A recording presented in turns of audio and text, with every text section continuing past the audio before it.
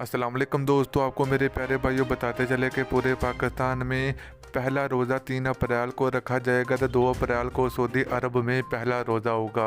तो दोस्तों, रमज़ान के महीने में महकमा मौसमियात ने पाकिस्तानियों को एक बहुत बड़ी जो कि खुशखबरी सुना दी। तो वीडियो के अंदर आपको मुकम्मल आप लोगों को तफसील आप लोगों को मिलेगी, तो वीडियो को लाजमी आप एंड तक देखें। तो दोस्तों, उससे पहले अगर आपने अभी तक इस वीडियो को लाइक नहीं किया तो वीडियो को लाइक करें, चैनल को सब्सक्राइब करें, बेल आइकन जरूर इनेबल करें ताकि आप लोग मजीद वीडियो का नोटिफिकेशन मिल सके। तो चलिए मेरे प्यारे भाइयों, आप लोगों को बताते चले कि पाकिस्तान में 3 अप्रैल को पहला रोज़ा रखा जाएगा। तो महकमा मौसमियात ने एक बहुत बड़ी रिपोर्ट जारी कर दी है कि पाकिस्तान में रमज़ान के महीने में पाकिस्तान में हल्की फुल्की बारिश होने का इम्कान है। तो दूसरी दफ़ा पाकिस्तान में गर्मी भी काफ़ी पड़ी जा सकती है, मगर रमज़ान के महीने में पाकिस्तान में हल्की हल्की बारिश होने का इम्कान है।